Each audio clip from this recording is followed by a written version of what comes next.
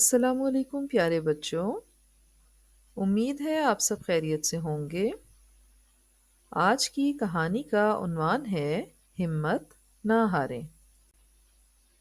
ماریا، Timur اور محسن اپنی class کے دوستوں کے ساتھ مل کر اپنے کلاس روم کی دیواروں پر خوبصورت نقشے لگا کر اسے سجانا چاہتے تھے۔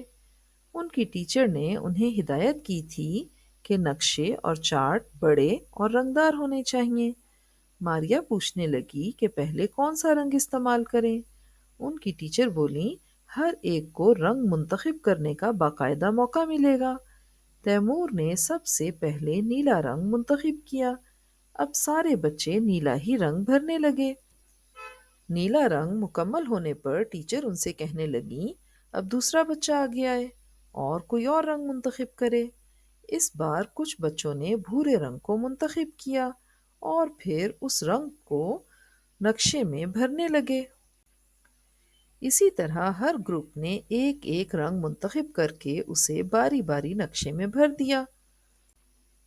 مگر ماریا ایک طرف تنہا اور پریشان کھڑی تھی اور یہ سب دیکھ رہی تھی۔ اسے رنگ کا انتخاب کرنا نہیں آتا تھا۔ بے چینی کے عالم میں ماریا سوچنے لگی تھی کہ کسی کو میری پرواہ اور خیال تک بھی نہیں ہے، ٹیچر کو بھی میرا احساس نہیں ہے۔ یہ حیرانگی کی بات ہے۔ جب ٹیچر نے ماریا کو تنہا کھڑا دیکھا تو وہ فوراً اس کے پاس آ گئیں اور اس سے کہنے لگیں، ماریا، اب تمہارے انتخاب کی باری ہے۔ اس نے جب نقشے کو دیکھا تو وہ حیران ہی ہو گئی اور وہ اب تک کوئی مناسب رنگ منتخب نہ کر سکی تھی۔ تیمور کہنے لگا، مجھے دوسری بار رنگ منتخب کرنے کی اجازت دی جائے کیونکہ ماریا کو رنگ منتخب کرنا نہیں آ رہا۔ ان کی ٹیچر کہنے لگی، کچھ دیر انتظار کر لیتے ہیں، اتنی دیر میں ماریا رنگ منتخب کر ہی لے گی۔ اور پھر بڑے آرام اور پیار سے ماریا سے کہنے لگیں، کوئی ایک رنگ تو منتخب کر لو۔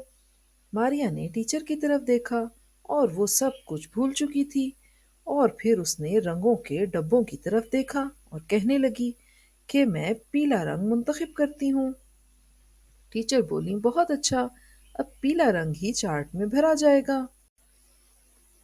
اب سب بچے چارٹ میں پیلا ہی رنگ بھرنے لگے تھے اور جلد ہی چارٹ تیار بھی ہو گیا تھا۔ ٹیچر نے سب بچوں سے کہا کہ اب تم سب اپنے اپنے ہاتھ مٹی کے تیل سے دھو لو، اس سے رنگ اچھی طرح صاف ہو جاتا ہے۔ بچوں نے اپنے ہاتھ دھو لیے۔